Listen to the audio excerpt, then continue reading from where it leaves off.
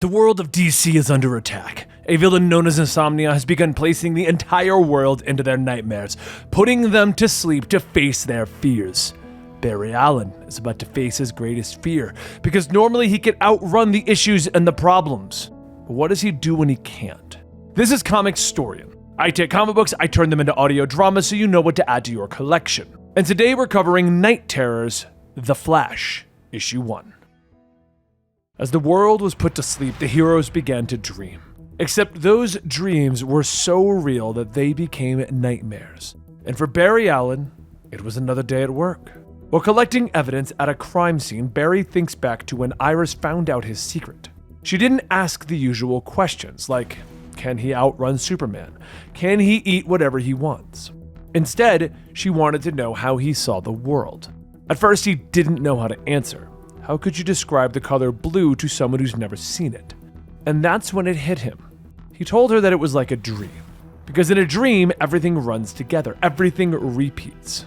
Simple objects become charged with meaning. People you've known your entire life greet you as strangers. Every clock is set to eternity. Iris looked at him differently after that. Till one day, she asked him how he could tell the difference between being awake and dreaming. He told her that he was a scientist. He gathers data and he works the angles. She didn't seem satisfied with that, so when she pushed, he told her the truth.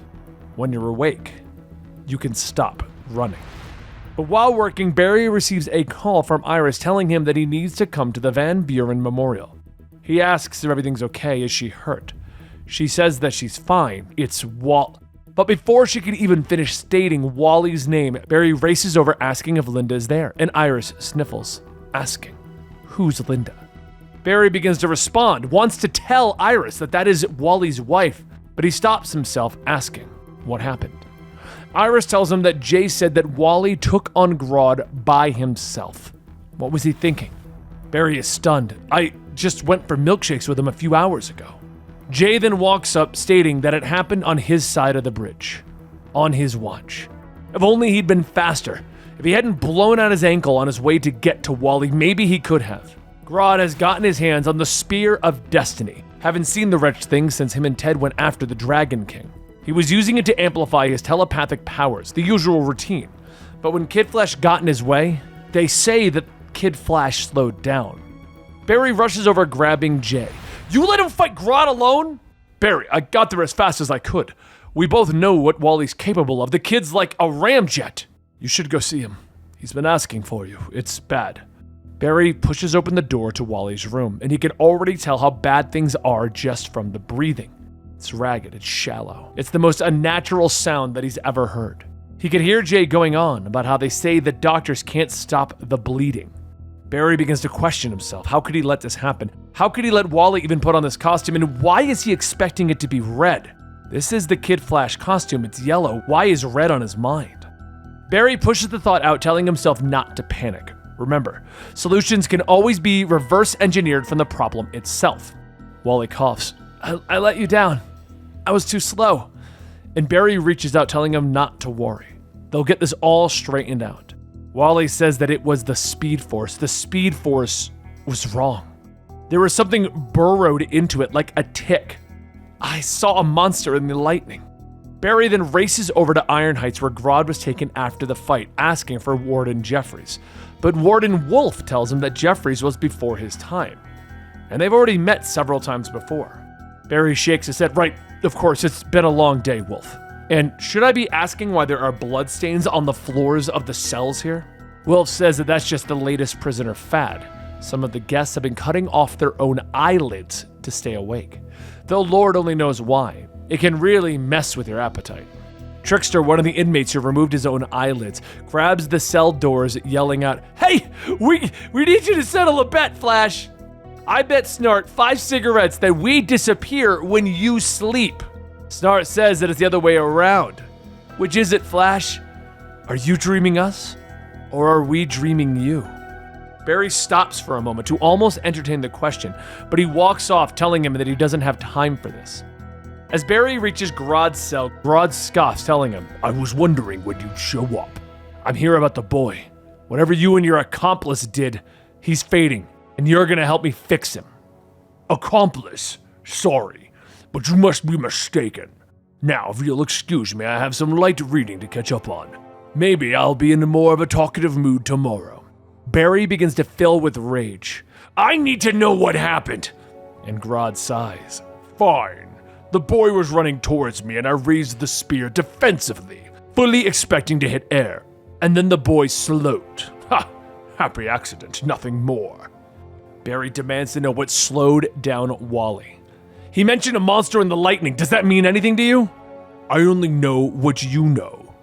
Isn't that how this works? But if there was something or someone cheering me on from the sidelines, do thank him for me, Flash.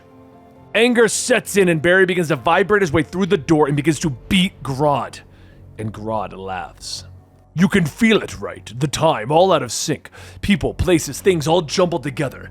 Barry pulls himself back, looking at his bloodied hands. This isn't me. I don't do this. It's all upside down. Linda, the ward, in Wally's costume. As the security begins to pull Barry away, he begins to shout, asking, Grodd! What's happening? Answer me! Someone's watching you, even here, careening into the walls of a rat maze that they built just for you. Barry heads to the watchtower, telling himself that he knows people are always warning him not to mess with the time stream. But what if someone else is messing with it already? However, his thoughts are stopped as he's punched right in the stomach and a voice says, Oh man, I'm sorry. It's just nobody comes up here to see me. I thought you were an enemy, Barry. The green construct fades and Barry wonders if that's Hal. A dead, burned, and decaying Hal looks at him. In the flesh, well, some of it. What's with the look? Didn't anyone tell you? I saved the world!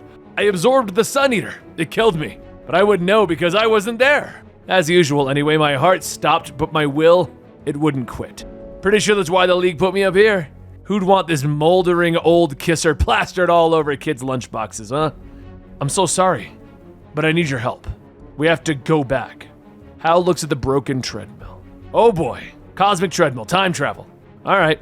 Hal begins to put the missing pieces together with his ring, and as soon as Barry gets on, he begins to run. And he smiles. See you soon, buddy. Deeper into the maze you go. As Barry enters the vortex, he begins to feel someone watching. Everything is wrong, like the Speed Force is resisting him, as though something didn't want him to see. Something obscene. Barry pushes through, adjusting himself to different frequencies over and over until he brute forces his way back into the past. Barry skids into an alleyway as his body is burning and his suit is torn off. The Speed Force trying to yank him back, put him back where he belongs, but he continues anyway. He sees the moment that Wally fought Grodd and everything seems normal. Wally gets his shots in, Grodd gets his, but as Wally gets up to end it, Barry runs over to him to try and stop it. He doesn't see the monster, and even if there isn't a monster, even if this breaks the world, he has to keep Wally safe. He promised Iris, he promised Jay, he promised himself. He acts, but he fails all the same. The spear pierces Wally. Is that you, Barry? I was too slow. Did you see it? In the lightning? Barry reaches out, but the Speed Force begins to pull on him. He can't fight it as it drags him back, but as he re-enters the Speed Force, he can see it. He can see the monster in the lightning. And that concludes issue 1 of The Flash Night Terrors. What do you guys think of this one? Flash turned out to be one of my favorite ones so far, but nothing beats the Joker Night Terrors. I'll link the Joker down below, and if you want to know how this whole event is going, I'll also link you Night Terrors 1 and the Night Terrors Prelude so you know what's happening with this entire event. Still loving this event. It's currently my favorite event they've done in years. What do you guys think? Let me know in the comments down below, and don't forget to go on over to our Patreon and YouTube memberships to get early access. Thank you guys, and I'll see you next time right here.